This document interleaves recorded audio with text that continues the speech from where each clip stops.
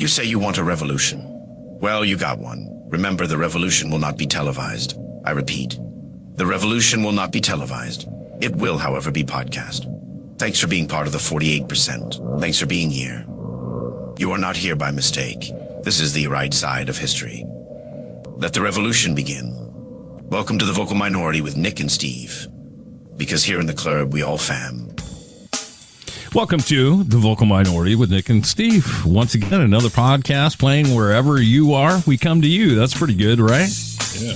The Great 48. That's what we're a part of. So. Oh, yeah. See, the Democrats need to work on their slogans, you know, like defund the police. That was a nightmare, right? The Great 48. I love that. Yes. Although we really need that to be the Great 52 or something. We need a little more than 48%, but we'll deal with that in 2 years.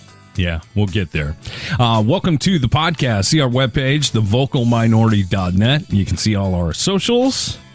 Yeah, find us on, let's see, TikTok, well, it still exists, Reddit, YouTube. We've agreed to blow up our Twitter page. We're still on Facebook, Threads. And yes, we're now on Blue Sky, as millions of people every day are joining. So find our page on Blue Sky. We're just building that thing up. So follow us, please. Yes, we appreciate all the support of the program. It's a classy program. I mean, as far as I can tell, like, I don't know if people think that when they listen to our show, they're like, this is a classy effing show. But I feel like it is, don't you? I think as far as a show that discusses everything from politics to diarrhea, I think we do keep it pretty classy. Yes, I would think so. That's a great way to describe it. Like, yeah, we talk about everything, but in a classy way. Diarrhea is real. Diarrheal. Yes, we are keeping that real for sure. And, who's the most famous person encouraging us to keep things on the classy side? Ron Burgundy? Is that who you're talking about? I believe so, yes. You stay classy, San Diego. Yes, please. And as it says at the end of Anchorman, you stay classy, planet Earth. Yeah. Anchorman, I'll tell you, I watch that movie every day in my house, but I never make it past the first about 60, 90 seconds. Oh, really? 60, 90 seconds? That's how fast you fall asleep? Yeah, it's funny. I generally can fall asleep in silence. I just don't like to. I've gotten groomed into having some noise going on. And I'll tell you, for the first several months with Kennedy, I was very self-conscious about that. Like, I can't have TV on. She's already asleep. And as she told me recently, like, I have slept with the TV on forever. I don't have one in my current bedroom, but I've got no problem with it. So I've been testing those limits. She sleeps very soundly with the TV on. Really? So, yeah. So I've been getting back in that habit. And Anchorman, when it's on Netflix, it goes away every few months. That is my fall asleep movie. And I pick comedies because they don't usually get too loud like an action movie does. And there's this almost Pavlovian effect. Like when that opening sequence comes on and, anything he says in that opening monologue about, I like Scotchy Scotch, or, any of it, I fade away. I don't ever remember more than the first minute or two. It's got a really soothing effect. That's quick, dude. I can understand. I do the exact same thing with The Office. Like, I can't watch The Office now because it puts me to sleep, right. And that's not an insult on the show. It's just what I've used. It takes me a lot longer than you. I usually make it through about 2 episodes, and then I start a third one, and I don't watch it, but I listen to it. Yeah. It's interesting because, I do love Anchorman. It's one of my all-time favorites, but yes, I've developed this effect where it puts me to sleep. There's been a few nights where I'm like, I'm not quite tired. Let me just watch the first 20 minutes of Anchorman. But 2 minutes in, I'm just like, my eyes are getting heavy. It knocks me out. And that is not an insult to that movie by any means. So. Yeah, no, that's funny, dude. I told you last week on the podcast that there's certain shows that I bring back into my life. I miss them. King of Queens. I'm just getting into King of Queens again. I've seen every episode of King of Queens probably 100 times, but I've been watching it lately, and that show starts with the theme song, right? So Rachel hears it. She doesn't watch TV, but she's forced to hear it. So as she's falling asleep, she hears this theme song over every night.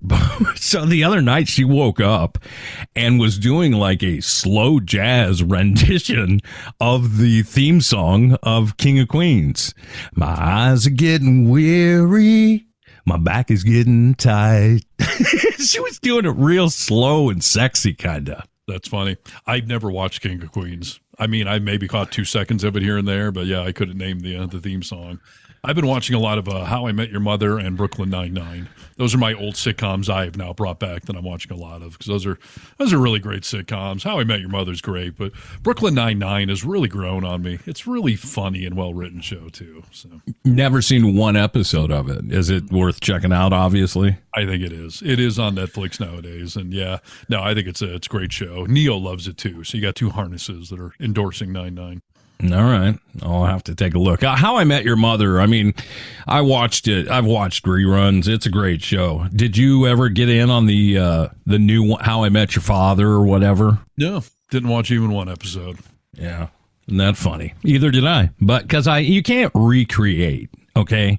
That first How I Met Your Mother, that cast was perfect. And you can't duplicate it with other people, you know. Yeah. Had the saddest ending to any sitcom I've ever seen, but it was still well done. You know? Yeah. So, I don't want to spoil it for anyone who hasn't watched the ending of it, but the mother's dead the whole show. It's very day class A. So fun stuff. But yes, keeping it classy, Ron Burgundy, a broadcasting hero of ours, an icon for the ages. And yes, he wants us all to keep it classy, Nick. Yeah, I feel like it's getting harder and harder to do it every day, don't you? I do, especially with the discourse going on. I mean, society is eroding to a large extent, and politics can be tough to talk in general, but I feel like in my little circle of people I know and trust, it's easy to do, but out in the wild, out in public, especially in the workplace, it's become a very toxic thing. But yeah, people are getting more and more pissy with each other as well. Yeah. It's becoming harder to stay classy because, like you mentioned just last episode on the podcast, like we feel like we've explained enough, but you know, it's just we're morally different. So it's hard to stay classy when we're just talking about morals. You know, it gets people fired up. Yeah, for sure. There's a lot of commenting arguments going on, and yeah, it gets into the workplace as well. So I thought we'd bring people some tips on keeping it classy and or diffusing things in a classy way, right? We've been told to stay that way. You stay classy, San Diego. Let's see if you are going to have an easier time keeping it classy in the workplace after you hear just a little of this list, Steve. I've become kind of like a junkyard dog. I don't know how I would react in a workplace right now, just because I worked at home for so long. Like, I think if I went into a workplace, I may come home and have to just yell and say it like, I can't believe that guy said that. You know, I don't know that I'd be good in a public space, so I'm going to learn from this list as well. No, it's duly noted. I mean, in our little radio station world, we have a very small group of people we work with. We know everyone's politics. We know what buttons we can and can't push. But there's a lot of people that work in bigger office settings or whatnot, where this has become quite the landmine or the minefield out there, you know. The first thing on our list, these are all things that help you keep it classy if someone insults you at work. This could be politically. I guess you could use it for anything. Is to reply, I'm sorry you feel that way. Which I thought we have tried to get rid of that because it's not an apology. I don't know how classy it is to say, like, sorry you feel that way. That's a little dickish, actually. Yeah, I don't know. It may feel classy because the words I'm sorry are in there, but that's actually kind of a dig. I'm sorry you feel that way. That puts the burden on them. Yeah. And it questions feelings, which we've talked about on the show. Feelings are never wrong. That's right. This says, when you're insulted by someone, the best strategy is to show empathy to another person to reduce anger quickly. I'm sorry you feel that way. If someone said that to me, like, I would immediately say, like, well, thanks for the accountability. You know, like, come on, dude, that you're sorry I feel that way. Yeah. Our I'm not response would be, I'm not sorry I feel that way. You're a douchebag or whatever. That's whatever just rude thing I'm saying is. Yeah. This one, we're going over just a list of how to keep it classy if you're insulted in the workplace. How about saying, thanks for sharing your thoughts?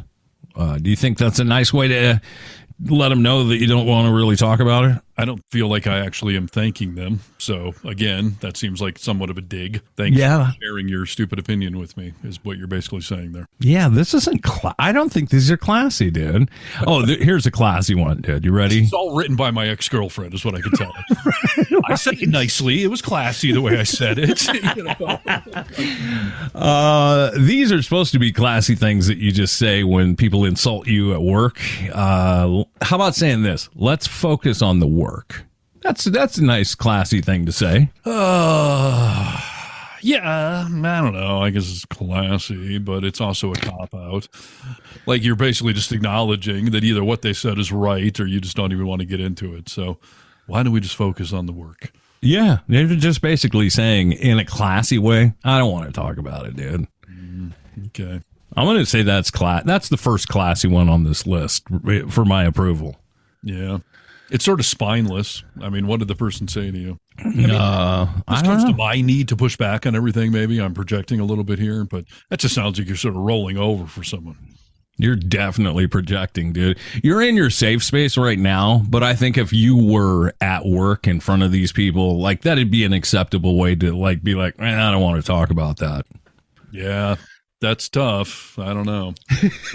You can't keep your mouth shut. You can't do it. It's difficult. Yeah. Kennedy was, we were supposed to go out on a double date with her son-in-law. I keep messing that up. Stepson, yeah. And, he voted for Trump. And Kennedy wanted to ask him in a neutral way, like, hey, just now the election's over, why did you vote for the guy?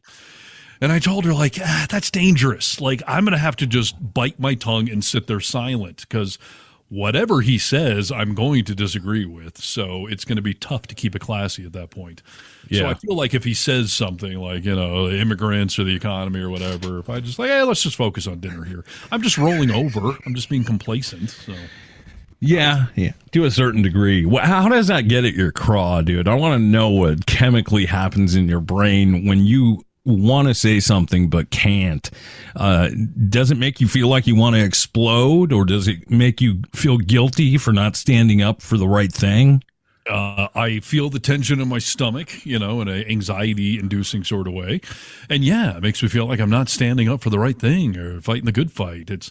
It's like when somebody uses the N-word or something and you just don't say anything. I feel like you're now complicit in it.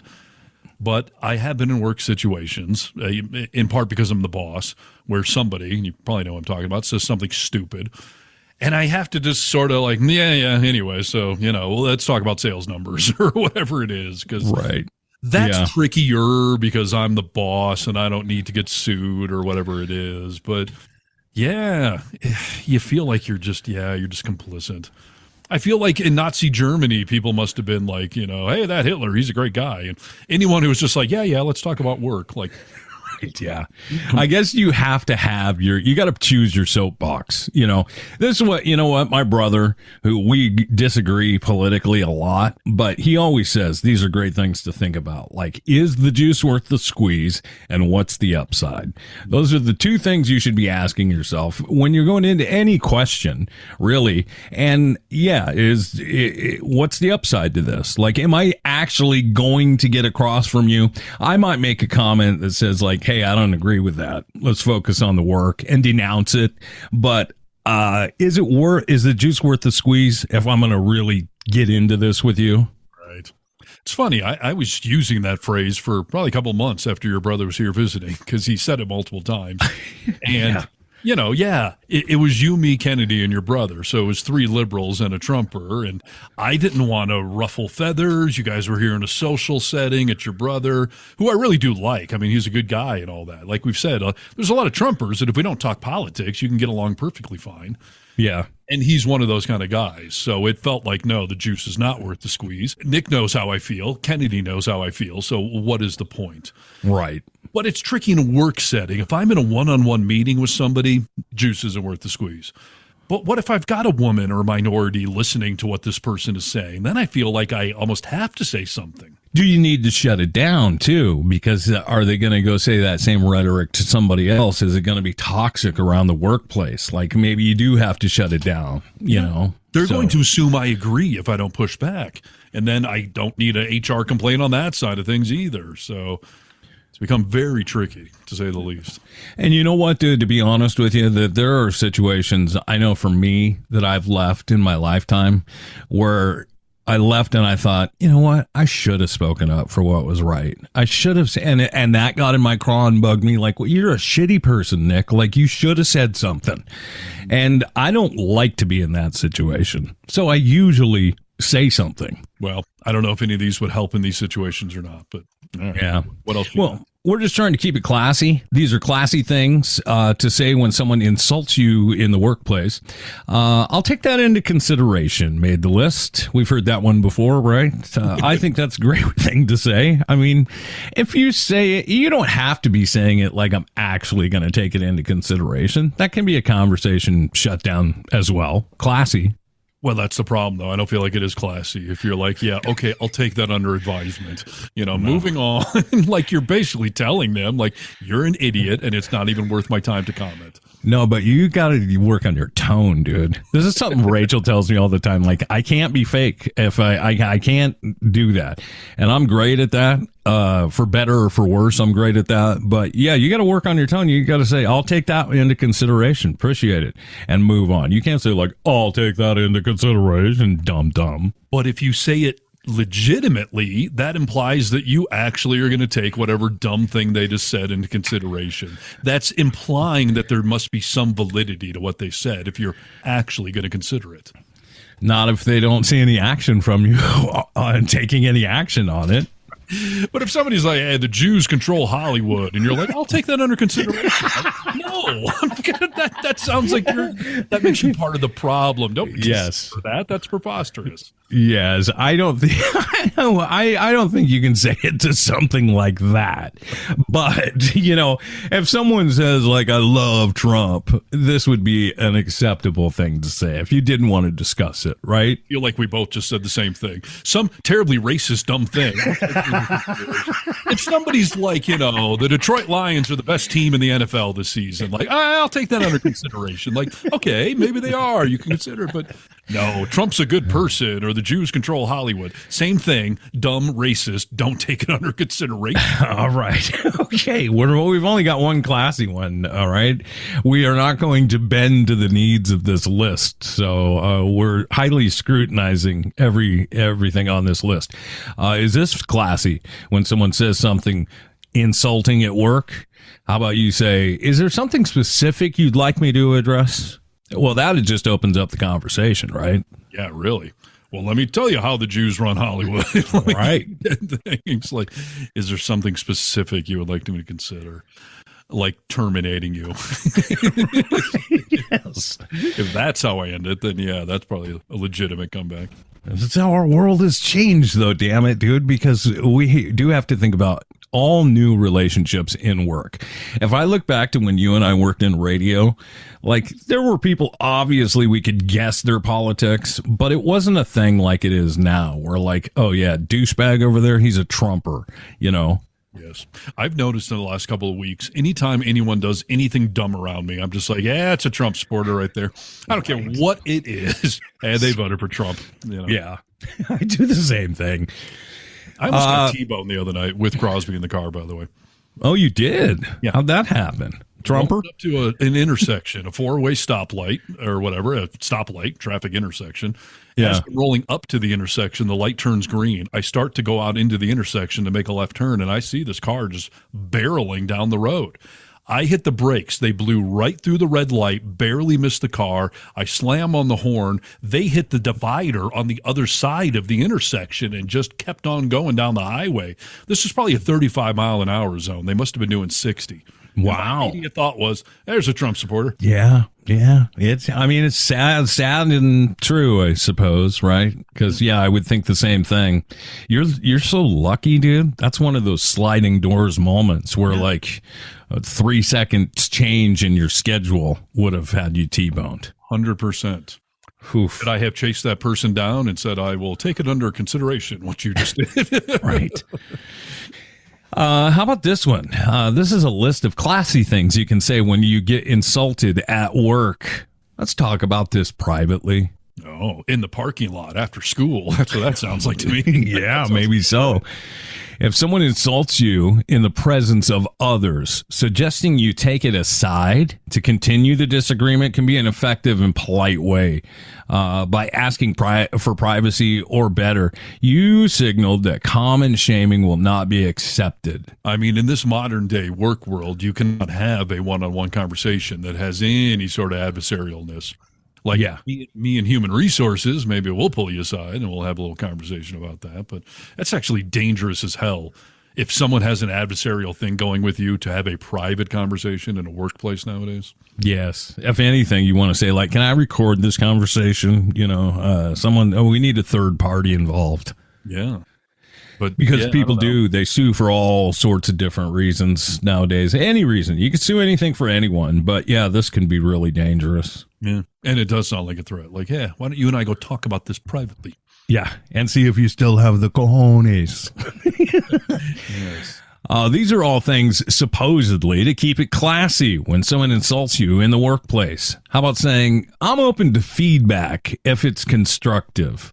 I understand this list is trying to be classy, but it's being overly polite, in my opinion. Like, we're letting things go here that I'm sweeping under the rug that can't be under there. Yeah, there's a lot of complacency or going along with things here that don't seem like you should. I feel like maybe if you said any of these things as you're handing them some Grey Poupon, maybe that would be classy. Maybe it'd be classy enough. Right. Otherwise, these either seem like you're just kind of going with the flow, or you could actually make the whole situation worse because you're not being classy. It's a lot of backhanded things going on here. This is a good one, dude. If you don't want to fight, this is a great comment. If you just don't want to get into it with someone, if someone insults you at work, a classy way to let them know is to say, I understand that we have different perspectives. Yeah. Okay. That's a nice way to let them know and move on. Yeah, that sounds like agree to disagree. And depending on the topic, that can be a classy way to diffuse. Classy. Again, if it's somebody saying that, Mexicans are lazy, you can't just say, let's agree to disagree.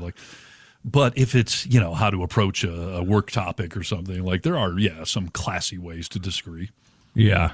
This one I don't like. This is my least favorite on this list of classy things to say when people insult you at work. I'm focusing on improvement. Thank you. I'm focusing on improvement. That says to me, like, I'm taking again into consideration what you just said. I'm a work in progress. Yeah, or like what you just said is stupid. Like, I'm focusing on improving things around here, therefore what you just said would not be improving. So I don't know, some of these sound like backhanded ways to get out of it, and or just ways to subtly insult someone, which I don't think will diffuse and probably is not classy. I don't know that they're too diffuse, but they are classy. How about saying, I'm more interested in solutions than problems, okay? Well, yeah, you need a little context on what they're saying there. More interested in solutions than problems. I mean, if somebody's just bitching and moaning about things or saying that something can't possibly work, then, yeah, okay, that's a good boss thing to say or whatever, or just, coworker, like, why don't we try to solve this problem instead of complicating it? But yeah, you're still kind of putting them down, though, by saying that. Well, that's all right, dude. How come you don't want to put them down? It doesn't seem classy to be putting someone down, If that's the premise here, these are classy. Yeah, I suppose so. I think of classy as, instead of me telling you, like, F you pound sand, that these are just nice ways to shut things down. I mean, this reminds me of the old days when someone would slap you with a glove and challenge you to a duel. Like, that may be classy, but you still want to go have a gunfight with them. So. Right. Yeah. Let's bring those days back, dude, of slapping each other in the face with gloves. Let me give you the last one on the list. Maybe you've said this in your own life, Steve. This has been a list of classy things to say when people insult you at work. Let's keep things professional. Again, I guess it depends on what they said to you. But I mean, this is, if you don't have a third person, maybe this is a great thing to say because you can't really talk to them about it, right? But you just called them unprofessional in the workplace, which again is pretty antagonistic and insulting. Well, yeah. Wow. We got to be careful every which way we move, is what you're saying? Well, in this day and age, yes, in the work world, everyone's a protected class for the most part, and you have to be super careful about things. But, again, if the concept here is to take the high road, to be classy, these are just subtle, backhanded ways to insult somebody. All right. Well, I'm going to say I'll use that one. Let's just keep this professional because it's my opinion that it's what you're doing is unprofessional. Maybe it's the majority of the room's opinion that what you're doing is unprofessional. Did you just call me unprofessional in the workplace? How dare you? How dare you, sir? Yeah, please. Okay. I don't know. I don't know if I agree with this list. I have one, though, that it says these are classy phrases, and we're not just making this up. I don't know why classy has become a big thing all of a sudden. But classy phrases that will make people instantly respect you. So this seems related, maybe a yin and yang here. Let's see if any of these balance out better. Let's see. Classy phrases that will make people respect you. I take full responsibility for that. Accountability speaks volumes about character. Uttering these words demonstrates a willingness to own your actions, mistakes included. Is it classy to say, I take full responsibility for that? Of course, dude. Yeah, everyone likes it, when you take accountability. Sometimes you're taking accountability for yourself. Sometimes if you're a manager or you manage a team, you're taking accountability for your team. But everyone likes accountability to say, you know what, I did mess up and we're going to get it taken care of. We'll figure it out. Yeah. There's been a lot of workplace in things where if I screw up, then I will legitimately say, all right, I take responsibility. I suggested this initiative. It didn't work or whatever. But there's also a thing that I don't see a lot of anymore in modern day politics, and Trump probably more so than anyone articulates this. The buck stops here. I mean, the president or the boss, you're supposed to say, even if this wasn't my idea or my fault, I'm the boss, so I'm going to have to take responsibility for this. And I have done that a few times where I've said it's not my fault, but it's my problem. Okay, maybe I didn't cause this problem, but I am the boss, so I have to take responsibility for this. And there's a lot of people that won't do that, and Trump is a gigantic example. I'll tell you what, dude, I can say that for working class people, especially, anytime you've done it, I had another boss who used to do this. If I ever made a mistake, they would always say, you know what? Yeah, I messed up. They would take the brunt of it because it does. It ends with the boss. And you can get an employee to respect you no quicker than supporting them, backing them up like that, saying, you know what? Yeah, I'll jump in and take some of this because the buck stops here. Yeah, for sure. And the next one on the list is pretty well tied into that, I feel. It's just saying, I was wrong, I apologize. Instead of trying to double down on it or find some excuse for why you were wrong or whatever, if you just own the mistake, it diffuses the entire situation. Yeah, there's the end of conversation, really. Yeah, it's a great way to shut people down. And a boss, quite frankly. I mean, this was 15 years ago or whatever, but the GM at the station we're at now, when we first started there, I did screw up, I came from the big city radio where you argue with listeners, and I got in an argument in this small town with someone, and I told them they were a moron or whatever it was. And this is too small of a town. This is you? Yes, exactly.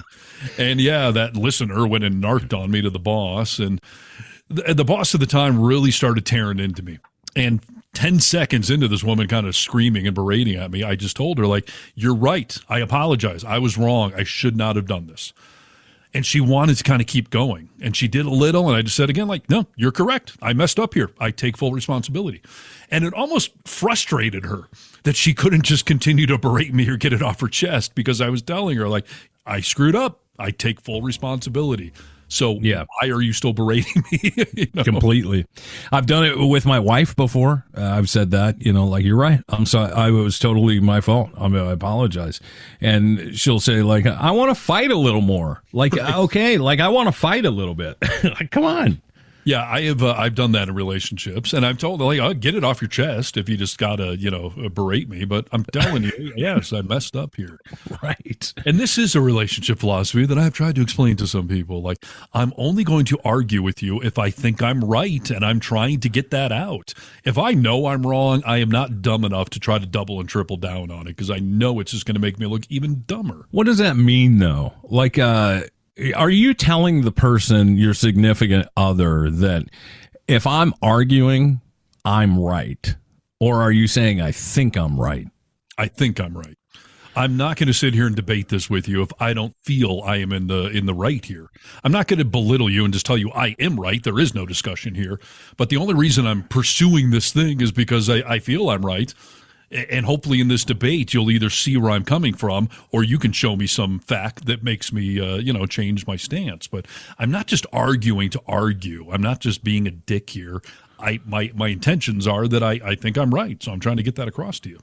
Yeah. That's what there's a Dr. Gottman, is that what his name is? Yes. That he talks about that a lot of, you should not be trying to defend things all the time. Like sometimes or all the time, listen with the ear. If somebody is telling you something, they're telling you how they feel, right? Yeah. So why would I want to? That's not what I was trying to say. I didn't mean it like that. Just say, I'm sorry. That's awful. Right. I literally have a book here by John Gottman within arm's reach. Have you been reading it as of late? No, I haven't. But I've often argued that this book is relationship based. So it doesn't matter if you read it already. You should reread it in any relationship you're in, because it all changes based on whoever you're with. It's a textbook. Yeah, for the most part. And it's funny. I was on a Zoom call the other night with Kennedy, meeting my dad for the first time over Zoom because he hasn't been here forever. Kennedy made some comment. Like, my dad had a bunch of books on the bookshelf behind him, and she made a comment of like, "Hey, I see you've got a lot of books behind you. Your son doesn't have a book in this whole house."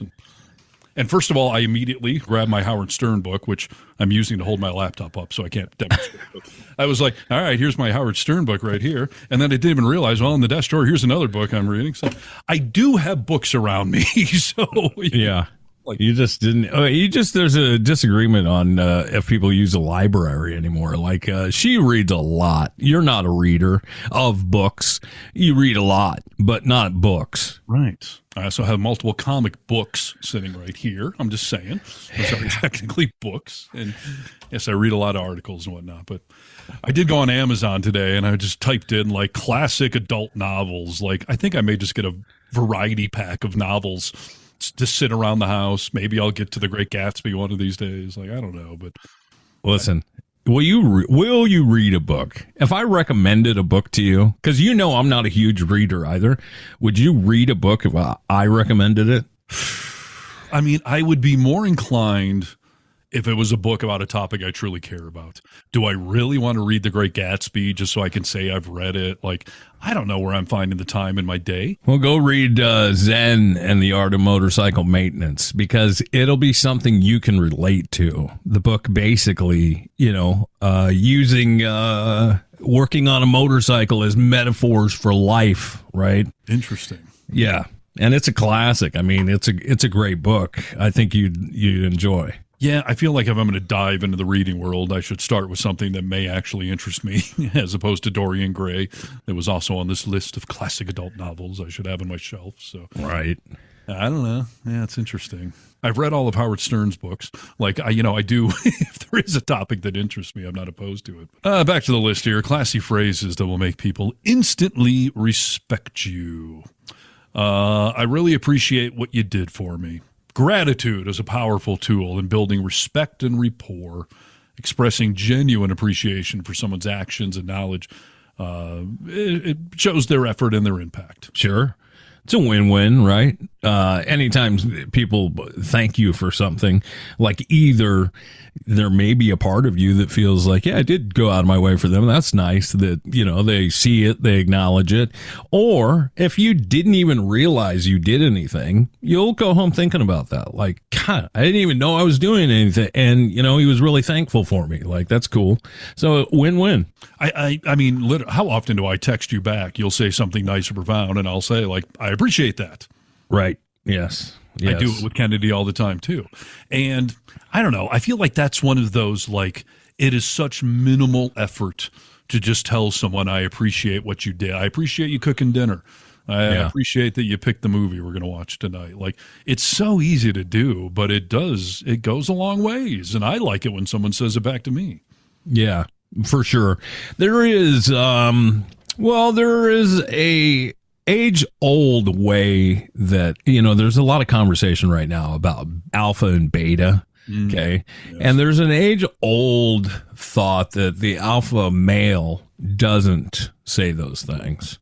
So when they do, they're like, it's so like, I never saw my dad cry one time. And then, when his dad died, I saw him shed a tear. Like, it has to set up a profound moment.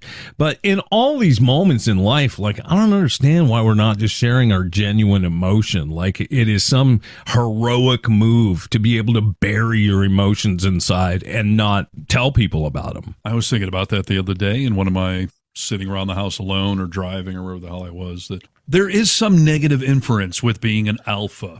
But really, I mean, Spider-Man behind me, Captain America, like a great president, like alpha is not necessarily a bad thing. We need good alphas. Sure. Just like masculinity on its own is not a bad thing. Masculinity has a lot of positive attributes. It's when you make it toxic masculinity, when you take a good thing and you weaponize it. It's been confused as what masculinity actually is. Like, it is very alpha to be able to admit that you're wrong and that you made a bad decision and you're going to do better. Like, that's a masculine thing to do. So I think that's part of where we're at right now is people need to start understanding what being an alpha, what masculine actually means. Yeah, absolutely. And being a beta or being feminine, and I'm not saying women have to be the beta, but I'm just saying like beta has become a negative or femininity has somehow become a negative. Like there are negative aspects of femininity and masculinity, alpha and beta, but yeah, we got to stop assuming it's all good or it's all bad because it's not. All right, moving down the list here. These are classy ways to make people respect you. Next one says, if you say to somebody, how can I repay the favor? Offering to reciprocate takes gratitude a step further. Now, this is a concept you and I have struggled with, as my therapist has told me. I'm supposed to offer help, like let me know if I can help you, but I'm not supposed to offer examples of help. And I have still been struggling with that. Yeah, that's a tough one because they also say you're supposed to say, don't put the onus on me. You should just tell me I'm going to bring you meals while you're going through this, or I'm going to pick up the kids 3 times a week while you're going through this. Like, so yeah, that's confusing, dude. It is, because I feel like that's the nice thing. Like, you're sick, I'm going to make you dinner, but I don't know what the fine line is here, because Kennedy did just get sick over the weekend, and I wanted to just show up with supplies or whatever.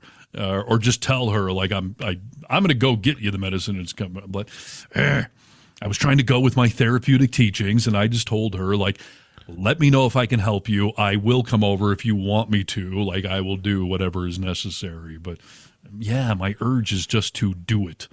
Yeah, that's a tough one, dude, because you don't want to seem that almost comes across as like, I care, but not that much. Like, you and I both have that hero complex of like, I'm going to grab the meds. I'll be there in 25, So yeah. How'd she react to it? Did she take it well? That she appreciated the notion, the gesture. You're a good guy. I'll let you know if I need help. So I didn't actually do anything, but I offered. Well, I guess it's all you can do. Yeah. I don't want anyone forcing their way into helping me. You know, like sometimes if I tell like my mom, like, no, I'm all good.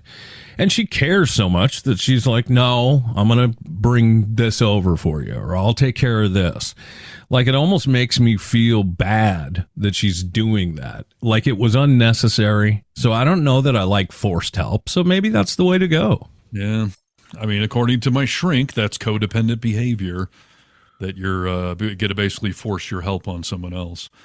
And I think that takes it a step further. If I say, I am going to do this and come over, and the person says, really, I don't need you to do that, and then you then do it, I think that's even worse.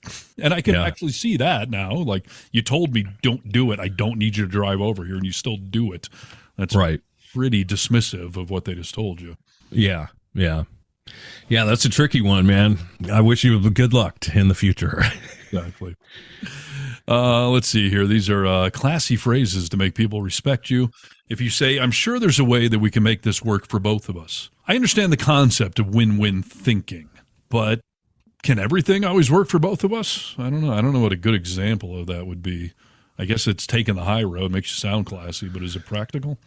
Yeah, it's a tough one. I mean, listen, if you're in a romantic relationship, married, you know, any romantic relationship, like, obviously it's got to come down to that, right? Where, like, you know, we'll find something that works for both of us. But sometimes in a business setting, like, that's not an option, dude. I wish it were. But it's not. It's not always an option. But yeah, you have to make that possible in your, you know, romantic relationships for sure. I guess I was taught in the work world to hear everything out, but then I'm the boss. I'm going to make a decision. And I get the concept there, but I also feel like everyone tell me their ideas. All right, cool. Nope. Here's what we're doing. Like, maybe just don't ask for their input and just say, like, hey guys, like, I've already thought of these angles through, and this is what we're going to do. You're pretty good at being diplomatic enough to take everyone's advice and maybe work a little in here, work a little in there, but ultimately, you know, do what you need to do. Yeah. Well, the next one on this list is similar. It's I'm open to any feedback you guys have.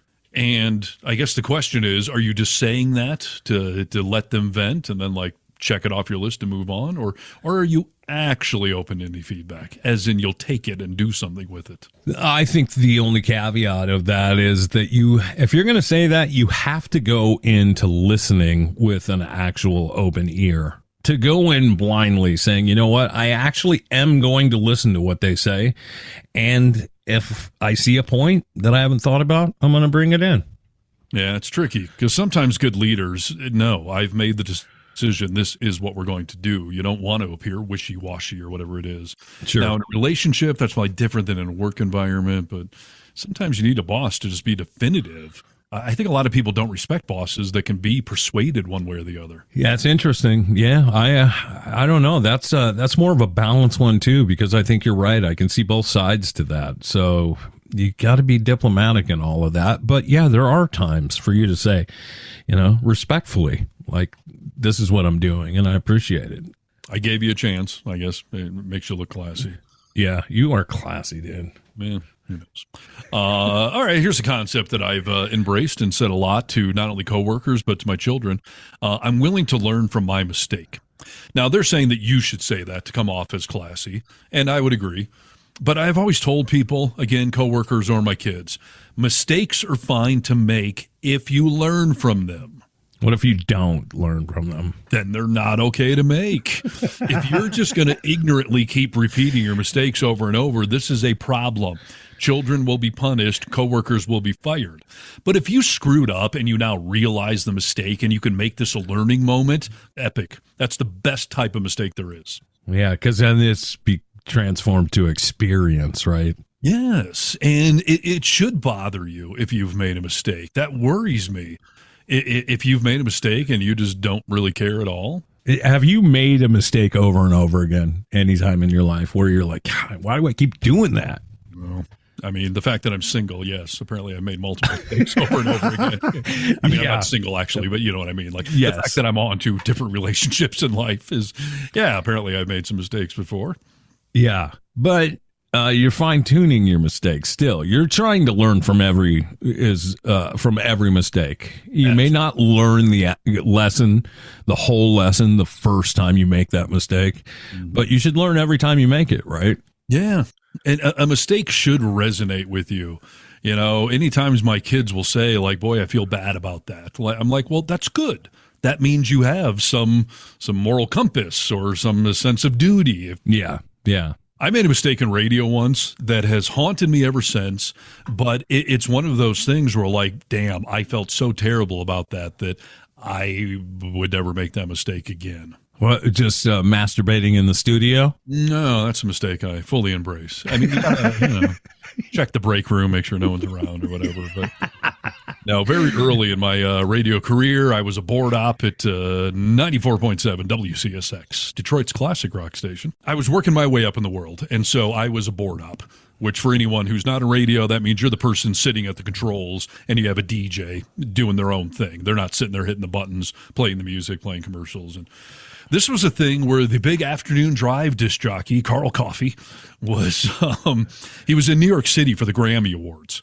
And he was at some media day event where celebrities were coming around and they were, being interviewed on radio stations around the country. And I think it was one of the guys from the Jay Giles band. But I don't know. It was some famous musician or whatever. And we had been doing roundtable interviews. And, this is like, music's playing and someone comes up. So you're listening in queue and it's like, all right, we got, Debbie Harry's coming over, hit record. Like, and they do the interview, Yes. So whoever this famous musician was came over and the DJ started talking to him so casually that I thought he was prepping him for the interview. Like, hey, come on over, man. We'll talk. We're just going to do a couple minutes here about this, and that. And he just rolled right into the interview. And I wasn't recording. Yeah. So my heart sunk because 2 minutes into this, I realized, like, this is the interview. I'm not recording it. Yeah. And he got done with the interview, and I had to tell him, Carl, I didn't realize that was the interview. I didn't hit record until midway through. And first of all, Carl Coffey got really pissed off at me. But then I could hear him on the mic go and get this rock star and tell him, like, I am so sorry. We weren't recording at the station. Can we do the interview again? Oh. And the second interview was stiff and forced. It was not, what they had done. I felt like the biggest freaking failure and screw up in the history of radio. And like I said, just telling the story makes my stomach hurt. So did you apologize? Like, you just couldn't stop apologizing, or did you just let it go at one? No, I mean, I apologized after the interview was over for the rest of the week when the guy got back to the station. Like, I beat myself up forever on that. And, I learned my lesson. Digital tape it's infinite. So just hit record. You can cut all the crap out at the beginning. I was in this mindset of save the hard drive space, hit record right as they're about to start talking or whatever. And sure. Yeah, that mistake haunted me because I had a work ethic. I felt bad. There's some professionalism there. So I learned from the mistake. Therefore, I have to say it's quote unquote okay that I made it. Do you feel like you're a perfect person? Is that what you're trying to say? No, I definitely don't feel that in any way, shape, or form. Okay. But I feel like in the radio station, like I'm not perfect, but I've got some professionalism. Sure. I was early in my career, so it was a mistake. But yeah, it still haunts me. No, dude, everyone in radio's got a few things that, radio's live. So if you mess it up, it's not like it's easily fixable. So everyone's got their moment in radio where you're just like, oh, my stomach dropped, dude. I felt like I wanted to die. So no. I get it. Yes. So again, learn from these mistakes. I suppose Carl must have respected some amount of me owning the mistake. I could have said the hard drive froze, there was a power surge here. I could have tried to dodge it somehow, but I just owned it. Good for you, dude. I don't know if I would, to be honest with you, I don't know. But I don't know at that age, 19 years old, I don't know if I would have done that, to be honest. Yep. Yeah. Now that I think back, I probably should have said one of those things. Right. What I'm saying is, way to be classy, dude. Let's see. These are things to say to people that are classy that will make them respect you. I trust your judgment on this matter. Now, is that something that if you're agreeing to disagree, but you're going to go with them? or I already agreed with you, so I'm just going to like pretend like I'm letting you take this to make it seem like I'm going to trust your judgment on this one. It's a classy way to say, like, this better effing work, or it's your ass, you know. Put it all on you. Right, yeah. When I think classy, you know, I think of the top hat on Mr. Peanut, and I think of the monocle and cane, like classy, you know. That doesn't seem classy to me. That's more of a veiled threat. Okay. Right. Yeah. Right. You know, you have to wear a tuxedo when you say all these things. Is that how it's classy? Right. You should be. Or even with a British accent, like we've talked about that. That makes everything a little more classy. Yes, Governor, I trust your judgment on the matter. Right. How about you make a really good point? I feel like a lot of the times that's a dismissive way. Like, hey, that's a valid point. Not going to do it, but boy, that's a valid point you've made. I don't think you're allowed to say you have to have follow up on that. Like, you make a really good point, and then let me know what my good point was and how you're taking it into consideration. If you're shutting me down with like, well, that's a good point, and I just got nothing for you, that means you're really not taking it into consideration. Yeah, it gets back to, do you say this in any setting? You know, again, if somebody says something overtly sexist, racist, or whatever it is, well, you got a valid point there. You know, we're not going to do that, but you have a valid point. Right. I think that makes you a bad person. If you think I have a valid point, but you're still going to go against it, you're dumb. Yeah. No, these are tricky things. I mean, some of these, set you up in a classy sort of way. Other of them seem to be a little bit codependent or enabling people. Because if you tell someone, like, you got a valid point, but I'm going to do what I do, that still leaves the seed in their mind that they had a valid point. So in the next job or the next whatever it is, they may still hold on to that belief because, hey, the last boss said it was a valid point. Right. Yeah. You're not doing your job, I guess. And like we said, it's about what they said. Like, if it's something racist or something, like, yeah, you got to say something. But some of these are just to end conversation. I'm going to take it for that. I'm not going to read into it. Maybe when I get home, Rachel and I will talk like, can you believe he said this? Like, valid point, dumb, you know. But at that moment, I'm going to take it for what it's worth. All right, he's shutting down, doesn't want to talk about it. I think the further into my career I get, the less people I want to work with because of all this stuff. Like working at home in my own little studio, like, I agree with everything I'm doing. You know? Yeah.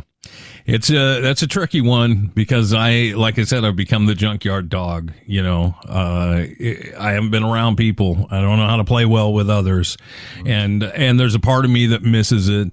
But I think that my coffee cup would be filled very quickly, like in a week, and then I would want to be working alone again. You know. Yes, indeed. So I don't know. I guess these are all food for thoughts for everyone for keeping it classy. I don't think they're classy, dude. This is classy. My name is Rupert. Like, these are classy ways to talk. Oh, now you are a champion. Right? Yeah, I can feel the monocle that he's wearing when he says those things. How about a king bed for this champion? That is a nice way to ask for a hotel room. That is classy. How about a king bed for this champion? It does come down to that old premise. Everything sounds better with an accent, so class it up a notch, and then you can say your dumb, narrow-minded things. Right. And thanks for listening to our podcast, dude. We always love to have you here. We release 2 of these bad boys each and every week. The Vocal Minority with Nick and Steve. See us online. Yeah, thevocalminority.net. That's our website. There's random information there. Social medias, though, that's where we have the real fun. So we encourage everybody to comment, to share, to like, or to dislike, or whatever it is. Yeah. Facebook, Reddit, YouTube, TikTok, screw Twitter, and Blue Sky we're on now. So try to find us there, and let's build up that page, won't you? We appreciate you as always, and we'll see you next time. Hello, my mini champions. It's your favorite old bag, Betty White. This has been a production of The Vocal Minority with Nick and Steve. New podcasts are released twice a week. Don't forget to watch The Golden Girls wherever great TV is watched. Oh, now you are a champion.